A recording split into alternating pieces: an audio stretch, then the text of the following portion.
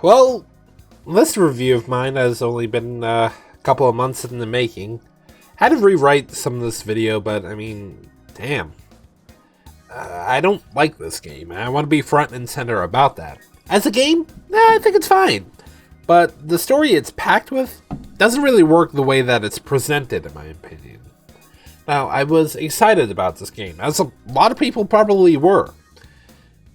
I wanted to see how they could continue off the last game's ending, even though I just, hated it.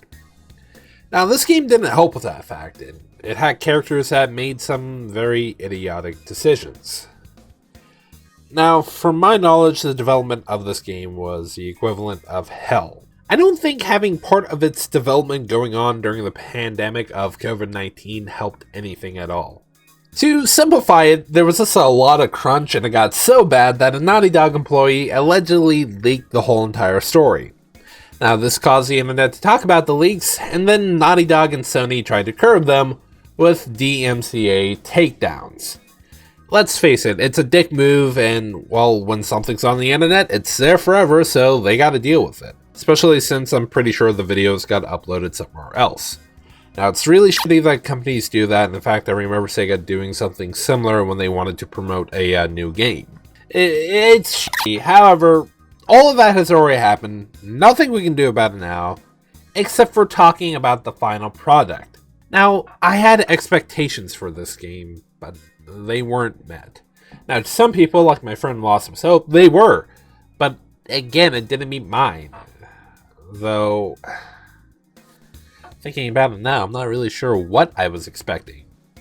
I guess for the story, nothing like this. Though, I should just talk about it. I'm not the best with analyzation, but I'm going to give it a try because I'm going through the whole entire story.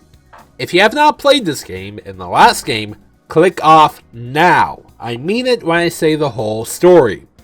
I have played through this game 3 times and I just want to get my thoughts out. So this is my review of The Last of Us, Part 2.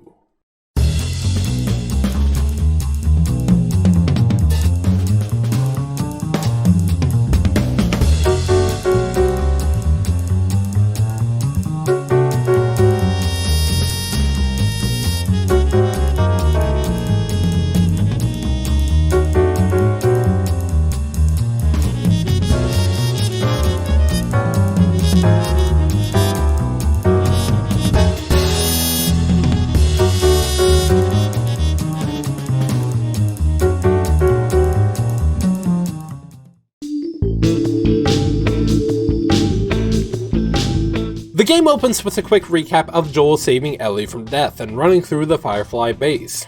He's telling this to his brother Tommy, but their main goal is to get a guitar. Why? Because it's one of Joel's promises to Ellie to teach her how to play. Cut a few years later, we cut to Ellie as she's stuck on patrol with a character named Dina. While on patrol, they find some infected and someone's hidden weed stash. After getting high, and I can only assume getting it on, another character named Jesse appears to ruin their fun and tells them that Tommy and Joel didn't show up to their post. They go on the hunt for them, but getting it out of the way, it doesn't go so well. Before that, however, we follow a different character named Abby. Her friend shows her Jackson, the city from the last game where Joel and Ellie now live in. They're looking for someone, and she decides to try and ambush some people for some info. This doesn't go so well, and she eventually meets up with Tommy and Joel with a shit ton of infected on their asses. They make a break for it and eventually meets up with her friends. Though when Joel and Tommy introduces themselves, the others get pretty apprehensive. So much so they knock out Tommy and shoot out one of Joel's legs. Pretty much, Abby and her friends found who they're looking for, and Ellie tries to save Joel but gets knocked out for her trouble. And then Joel is, killed.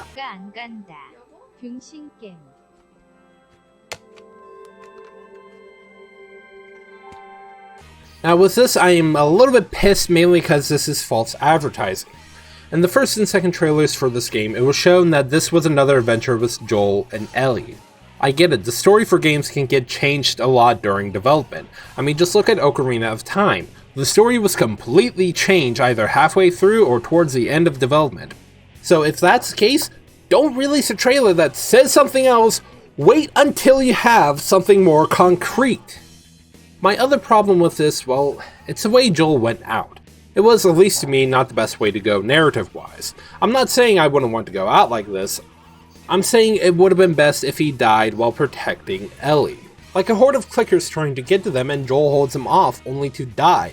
Or, if they were going to go with how it is in this game, take it slow. The reason why I loved how Sarah died in the last game was due to its pacing. Though, out of context, that sounds very horrible now that I think about it. Well, either way, the death happened quick, but it gave time to show Joel's grief in losing his daughter.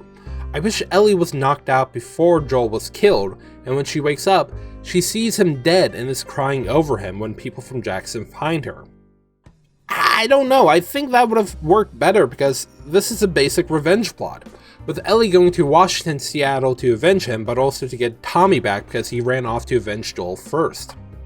The other problem with the scene, and I don't even know why I didn't think of this first, is why did Joel and Tommy give their names in the first place? Ellie says it herself later in the game, that Joel has crossed a lot of people, which includes the Fireflies. There are people who are probably gonna go after him, so why not keep it safe and not say your name, or go by a fake name? Remember, Joel knows the tools of the trade when it comes down to being a hunter. In the last game, he was able to see through someone's lie about being injured. It's just a moment that I now find worse. Now this complaint is from a bigger YouTube user named Manga Common, and he can explain this better than I can. Getting back on track, Dina tags along on the revenge trip, and they find the city and learn it's controlled by the Washington Liberation Front, or WOLF for short. When getting caught by the wolves, Ellie encounters one of the people that was involved with Joel's murder. After him going down thanks to the help of Dina, they make their escape and head to a news station to get information on where Abby is. Though when they get there, they find people gutted and hanging from a ceiling. Delightful! They find pictures of the people who murdered Joel, but when the wolves find them, they call them Scars. The Scars, or Seraphites as they're actually known as, is a full-out cult that is at war with the wolves. They make their escape, though they also encounter the infected at the same time. Now they hide out in a movie theater and Ellie gets some interesting news about Dina. She is apparently pregnant. Now before her and Ellie started dating, Dina was dating Jesse, and well, you can put two and two together. The next day, Dina figured out how the wolves operate, and Ellie decides to go to where Tommy may be located thanks to wolf chatter. After encountering some wolves, Ellie eventually runs into Jesse, and they make an escape utilizing a stolen wolf car. Now, this is another instance of the false advertising being a problem for me, because this is a cutscene that is a modified version from one of the trailers for this game.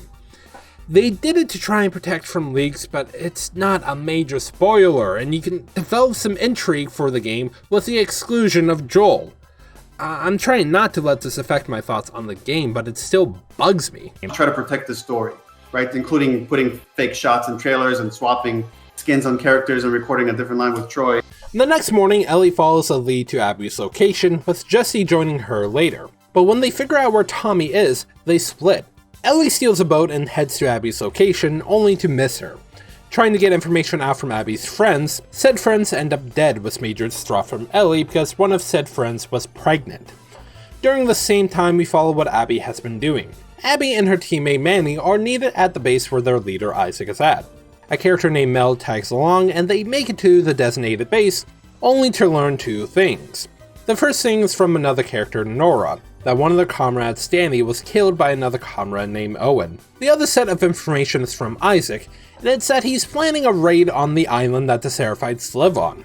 He tasks Abby with setting up a team, and once she brings up Owen, it's revealed that he went AWOL. Isaac isn't happy that she knows this and says she can't search for him, though she decides to go and look for him anyways, though runs into a group of Seraphites. Before she can get sacrificed, another Seraphite named Yara is brought up because she's hiding a sinner, and she gets her arm broken for her troubles.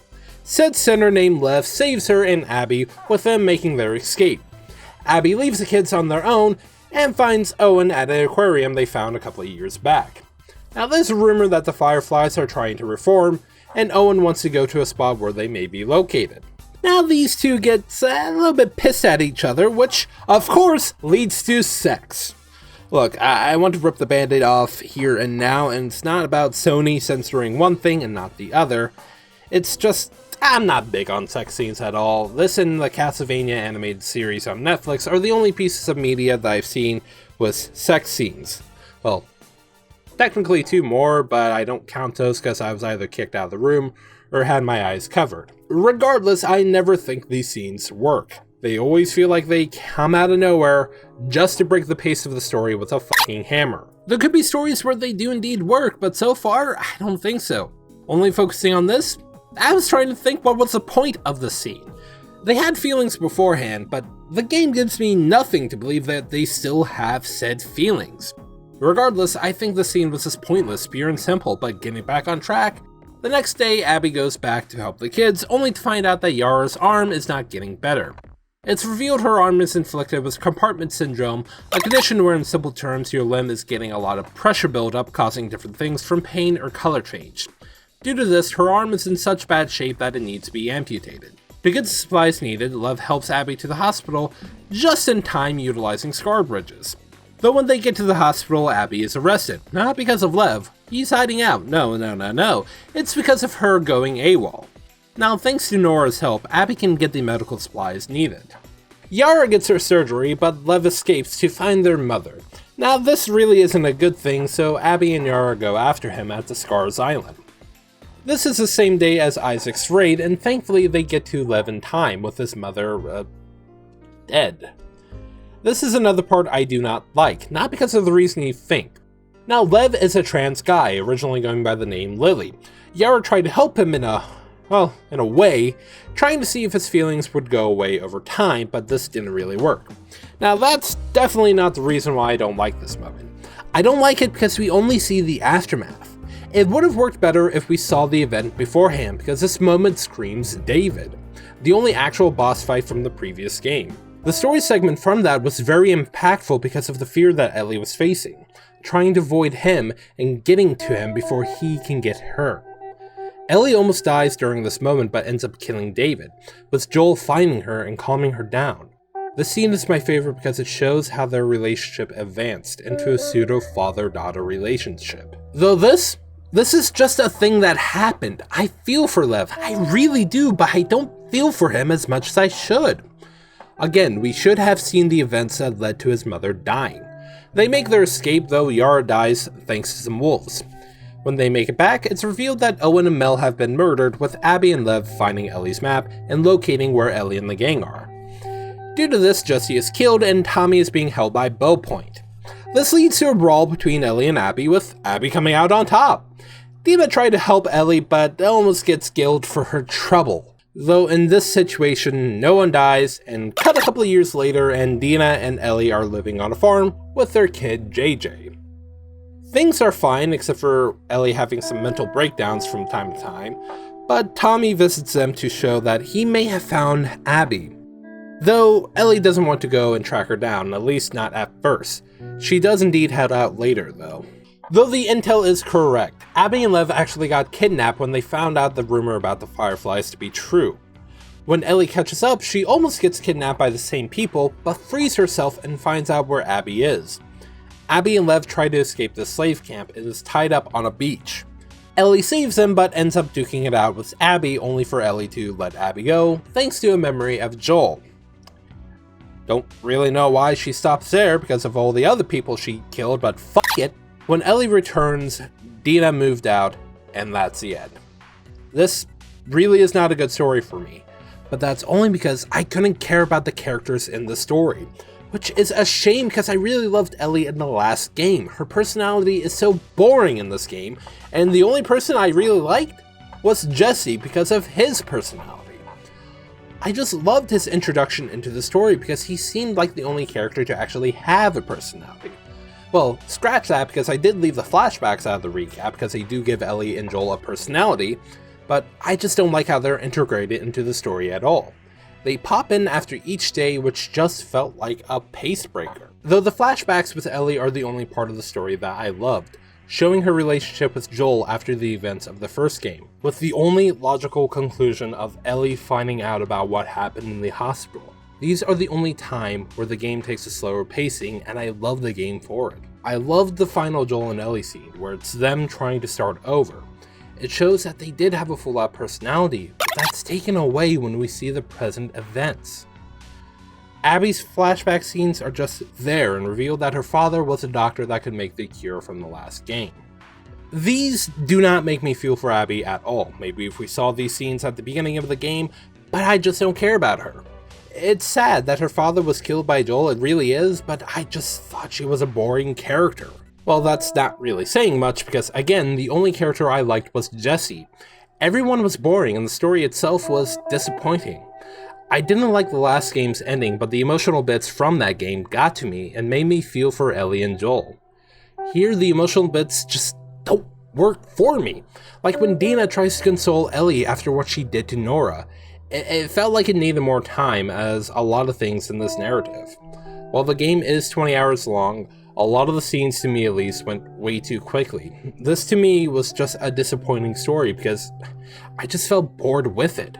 And just like with Remake 3, I started writing this while still playing just because I needed to get my thoughts out there.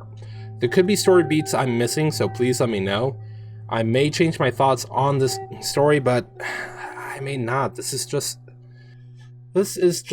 to me at least, a horrible story.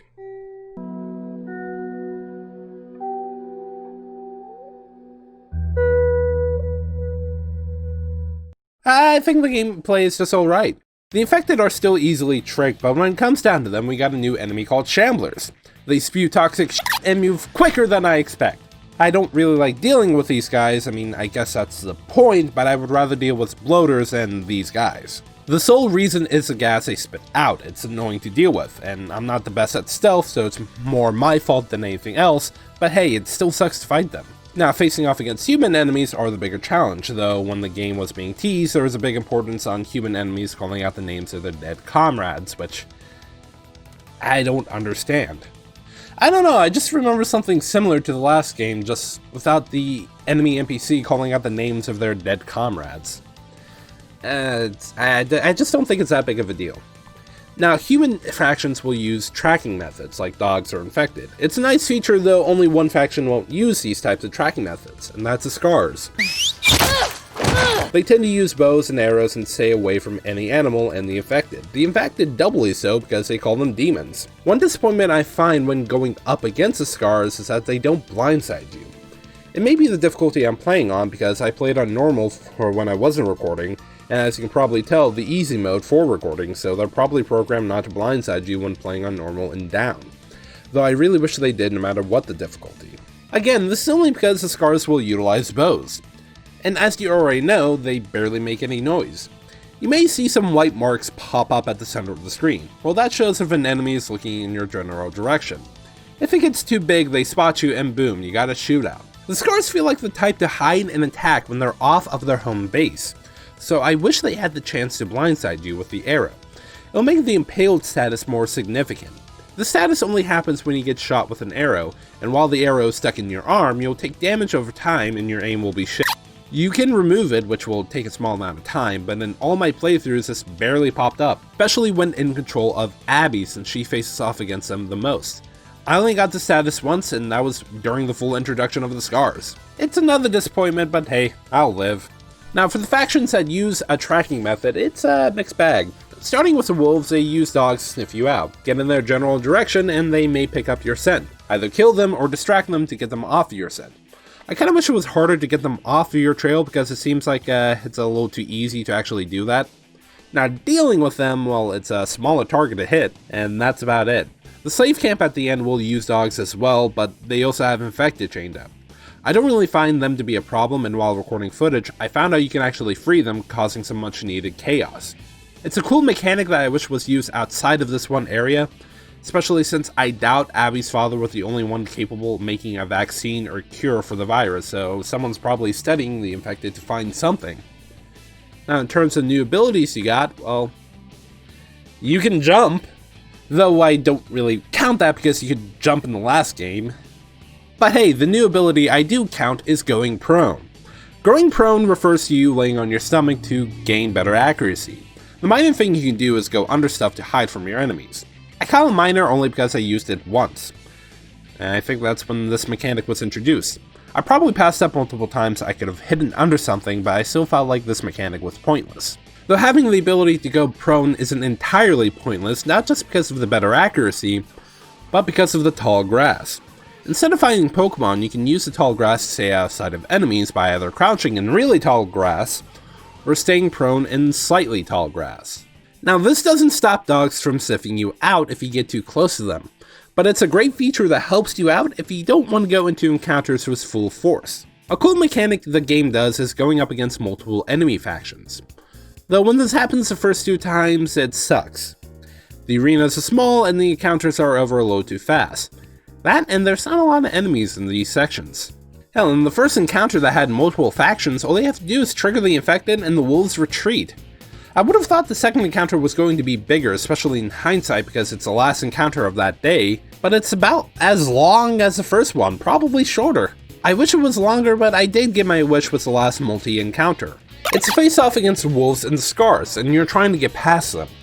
It's a pretty good encounter, though something feels off. I can't really put my finger on it, but I still like it. Though the best mechanic this game introduces is roaming human enemies. In one part of the game, after escaping the school, you can run into patrolling guards between the school and a pathway to the TV station.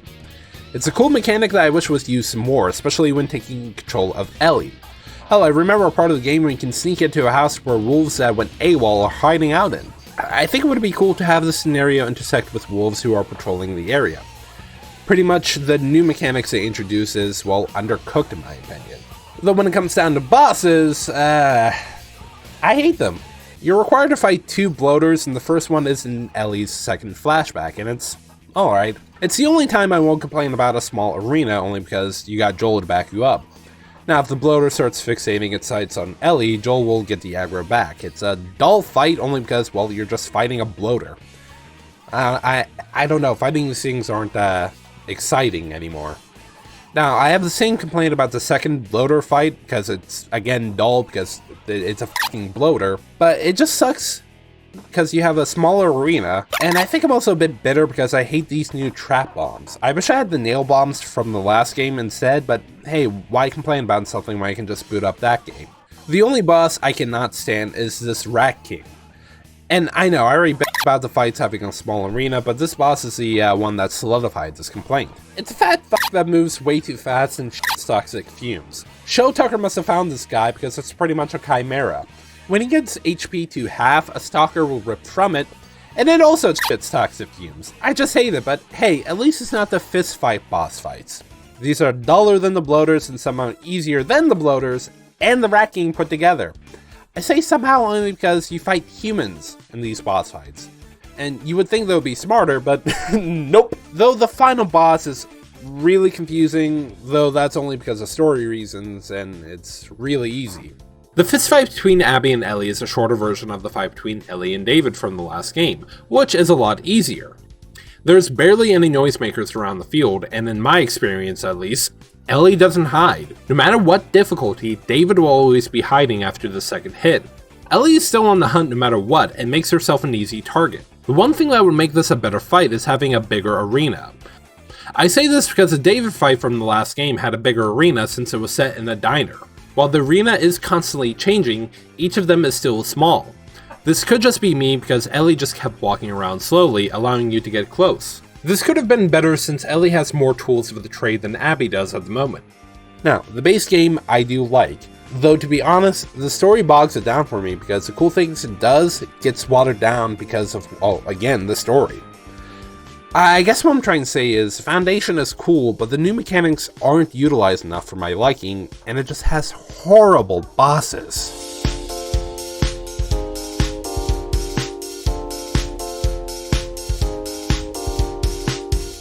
This section is going to seem a little jarring because of how small it's going to be, but the graphics are a double-edged sword because I love how the environments look in this game.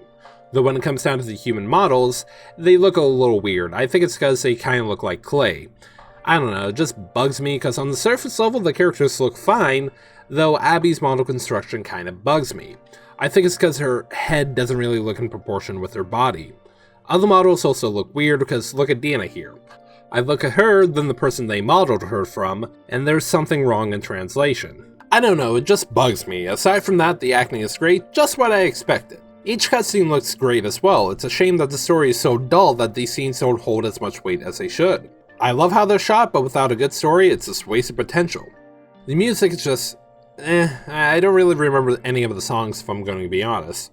Well, except for one song, which is, well, Take On Me, but it's a famous song that I've been listening to figure out something for marching band.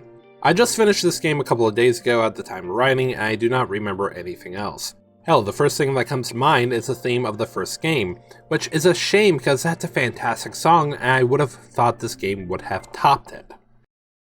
This game felt like a disappointment, because when taking account of story, gameplay, graphics, and sound, The Last of Us Part 2 receives a 2 out of 10. The game is still somewhat fun, but overall the story is dull. Describing this game with only one word, I would say it's undercooked. It has some good ideas that aren't utilized enough, like the patrolling guards and going up against multiple factions at once. The story is also very dull, and the only thing that pissed me off, with Joel dying at least, is that it didn't have the emotional depth as it should. As I already stated, the acting is great and I love how the cutscenes are shot and animated. It's just the story that brings this game majorly down. It had expectations. Expectations that weren't met, at least to me. To some people it probably did, but for other people it probably didn't. Then again, I don't want to speak for a group of people because everyone has their own reasons for why they like or hate something. And all I can do is say what I didn't like. At this point in time, The Last of Us Part 2 is only available on the Sony PlayStation 4, since it's a Sony exclusive game. This is a game that I will say, wait for a price drop, or if you live in Japan, you could probably get the game for free. Do I regret buying this game? Kind of, but I dug my grave, so I'll stand in it.